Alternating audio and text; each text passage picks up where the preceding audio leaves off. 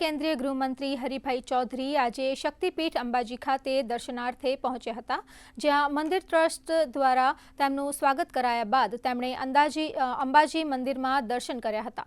તેઓએ અંબાજીમાં ચાલી રહેલા ₹1,632 કરોડના કોરિડોરની કામગીરીને વધાવી અને કેન્દ્ર સરકારનો આભાર માન્યો હતો।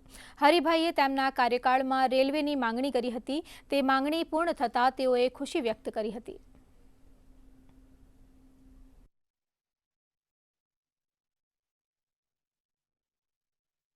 અંબાજી કોરિડોરનો એક સુંદર વિકાસ થઈ રહ્યો છે। વર્ષો પહેલાં હું જ્યારે સાંસદ હતો એ વખતે પણ મેં રેલવેની એક માગણી કરી હતી અંબાજીને જોડવા માટે। આજે મને આનંદ છે કે તારંગા, અંબાજી અને આબુ આ રેલવેનું કામ પણ ચાલુ છે।